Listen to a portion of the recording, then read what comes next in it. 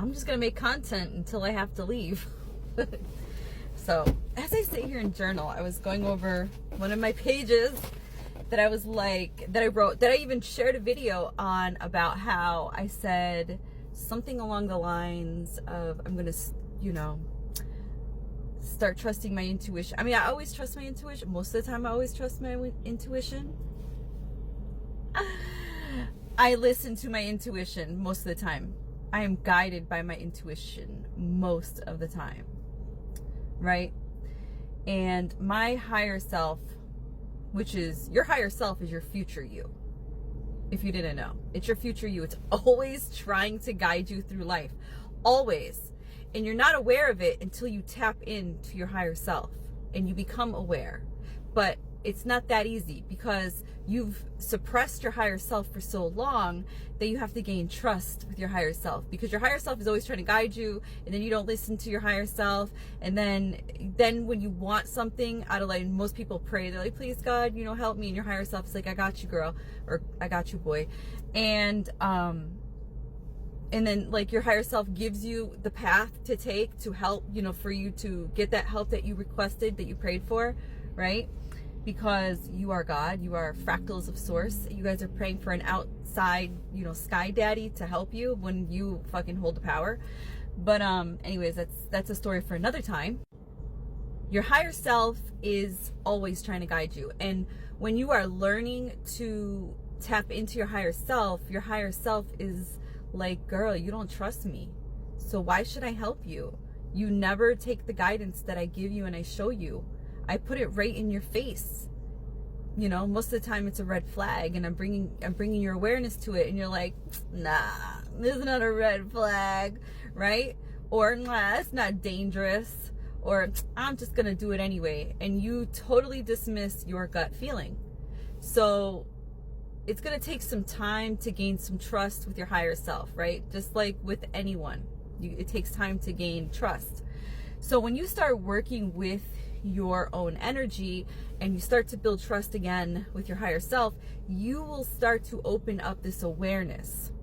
Your awareness will expand, your consciousness will expand, and you will see that everything is energy. You are energy, and everything around you is energy, and everything's always talking and communicating to you. And your guides, your higher self, is always guiding you and giving you help and information along the way. And when you become more aware to that, and it becomes more like effortless and easy, you know, you'll see it all the time and be like, oh, okay, that's a sign. Okay, that's a sign. That's a sign. That's a sign. And that's where I'm at. It takes a minute to get there, and that's where I'm at. And I still sometimes ignore the signs. And I see them all the time. And I ask for guidance.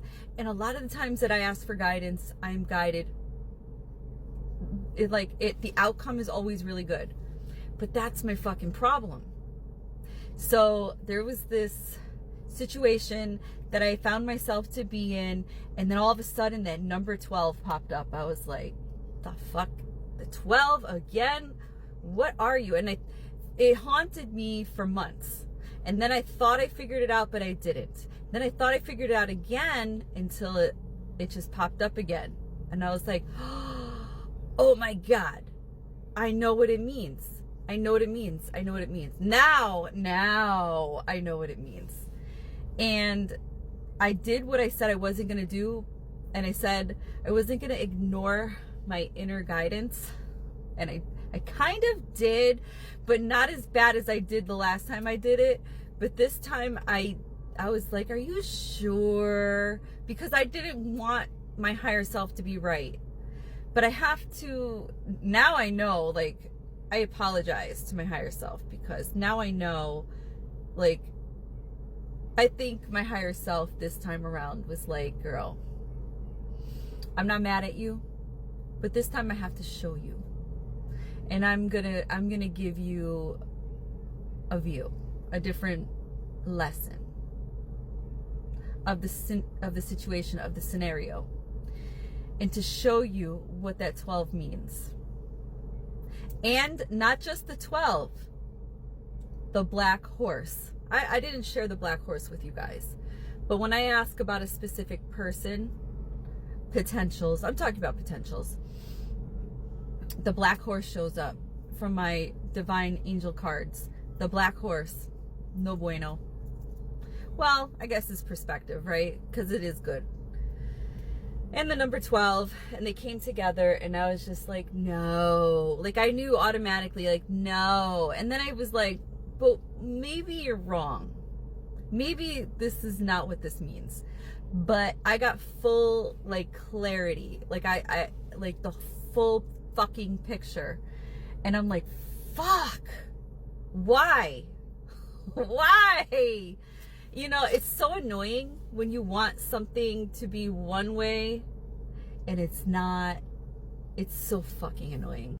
But at the same time, it's a good thing. It's not a confirmation. It's not always a bad thing. Like, I wanted it to be this one way, but my higher self is like, girl, let it go. Let him go. He's not the one. I showed you the number 12. I showed you the dark horse. Like, I thought it, literally, I thought it in my mind, and that fucking card flipped over, and I was like, no. Well, I got my answer. And I got, well, not the answer. I got the confirmation that I needed. A couple days ago, and that's all I needed. And that the universe brought that information to me in physical form, and I'm very grateful, and I'm very grateful because I just did a video about, you know, how powerful you are, and that you are the reason.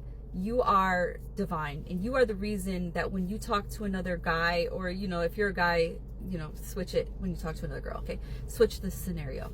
But if I'm talking for all you women out there, if you're a woman and you're talking to a guy or a potential whatever, and that guy makes you feel so special, and you think that he's the one because he's so special, he's not really that special. You're the one that's special. You turned him on to talk to you, and your energy at that moment, he fed off that shit to feed you what you wanted to hear and what you wanted to feel. That was a fucking reflection. So it was never him. It was never him. He didn't match your energy. He was feeding off of it to reflect it back to you. You're fucking special. And I think when you actually know that, and you could feel the difference, because this is where I'm at right now, and I'm learning the feeling of that energy so I can recognize it the next time, so I don't fucking second guess my higher self. It's you. It's not them. It's fucking you. It's you. You are so powerful. I don't know when or how I became this person that talks about relationships, but here I am. I'm not a pro at this. Like, I just share my journey, and this is all soul growth, right? This is all a part of my ascension process, my journey through life. This is growth. You know, us being here in this avatar, we're here for a reason. And we go through all of these scenarios and all of these lessons for it's soul growth. We're here to have an experience, and I'm just sharing my experience with you because, you know, there's somebody out there that needs to hear it, and, you know, you maybe just need a little bit of help to get through it so that you can, you know, find you. Ultimately, that's what we're here for, to find ourselves. And if we're lucky, we'll find somebody along the way that can match our energy to grow with us. But I mean, we come into this world alone and we exit alone. Sometimes we just get lucky to find somebody to walk the path with temporarily. And if it doesn't happen, I guess it wasn't meant to be.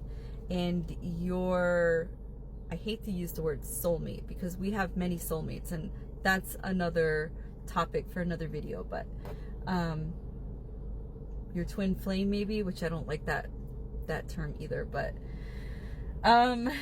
there's your persons out there. I mean, you don't have to walk the path alone, but maybe they're just on a different timeline, and you have to change your vibration to get into that frequency to draw them in. Or maybe they're in the next life. I don't know shit. Just sharing my journey. I love you.